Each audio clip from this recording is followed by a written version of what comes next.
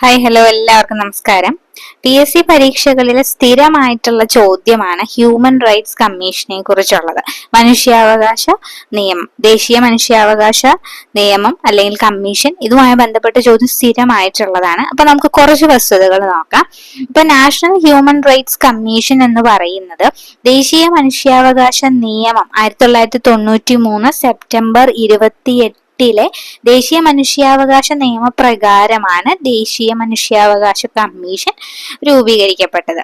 അപ്പോ ഇത്തരത്തിലെ കമ്മീഷൻ വേണം എല്ലാ രാജ്യങ്ങൾക്കും അവരുടേതായിട്ടുള്ള ദേശീയ തലത്തില് മനുഷ്യാവകാശ കമ്മീഷൻ വേണമെന്ന് അതിന് കാരണമായിട്ടുള്ള സമ്മേളനം ഏതാണെന്ന് ചോദിച്ചു കഴിഞ്ഞാൽ, UN സമ്മേളനം ഏതാണെന്ന് ചോദിച്ചു കഴിഞ്ഞാൽ 1991 പാരീസ് സമ്മേളനമാണ്.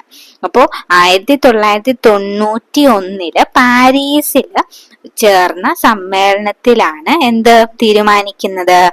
ദേശീയ തലത്തിലെ മനുഷ്യാവകാശ നിയമവും മനുഷ്യാവകാശ കമ്മീഷനും വേണമെന്നുള്ള രൂപീകരിക്കുന്നതുമായിട്ടുള്ള തീരുമാനങ്ങൾ എടുക്കുന്നത്. അതിന്റെ അടിസ്ഥാനത്തിലാണ് ദേശീയ മനുഷ്യാവകാശ നിയമം 1993 സെപ്റ്റംബർ 28 പാസാക്കുന്നത്. അതിൻ പ്രകാരം മനുഷ്യാവകാശ കമ്മീഷൻ രൂപീകരിച്ചത് 1993 ഒക്ടോബർ 12.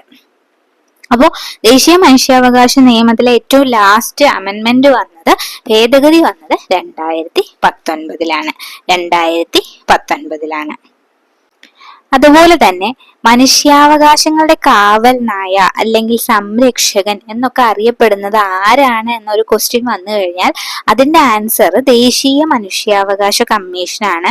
നമുക്ക് ഹൈക്കോടതി അല്ലെങ്കിൽ സുപ്രീം കോടതി, പാർലമെന്റ്, അങ്ങനെയൊക്കെ ഓപ്ഷൻസ് തന്നിട്ടുണ്ടാവും. അപ്പൊ അതിന്റെ ആൻസർ വരുന്നത് ദേശീയ മനുഷ്യാവകാശ കമ്മീഷനാണ്. ഇപ്പൊ മനുഷ്യാവകാശ കമ്മീഷൻ എന്ന് പറയുന്നത് ഒരു സ്റ്റാറ്റ്യൂട്ടറി ബോഡിയാണ്. അതിന്റെ ആപ്തവാക്യം അത് വളരെ പ്രധാനമാണ്. സർവഭവന്തു സുഖിന. സർവഭവന്തു സുഖിന എന്നുള്ളത് ഏതിന്റെ ആപ്തവാക്യമാണ് എന്ന് ചോദിച്ചു കഴിഞ്ഞാൽ ദേശീയ മനുഷ്യാവകാശ കമ്മീഷന്റെ ആപ്തവാക്യമാണ്. മനുഷ്യാവകാശ കമ്മീഷനിലെ ആകെ അംഗങ്ങൾ എത്ര പേരാണ്? 13 പേരാണ് ആകെ അംഗങ്ങൾ. അതിൽ എടുത്തു ചോദിക്കുകയാണ് സ്ഥിരാംഗങ്ങൾ എത്ര പേരുണ്ട് എന്ന് ചോദിച്ചു കഴിഞ്ഞാൽ 6 പേരും. എക്സ് ഒഫീഷ്യോ അംഗങ്ങൾ എത്ര പേരാണ്? 7 പേരുമാണ്. അങ്ങനെ 6 + 7 13 അംഗങ്ങളാണ് മനുഷ്യാവകാശ കമ്മീഷനിലുള്ളത്.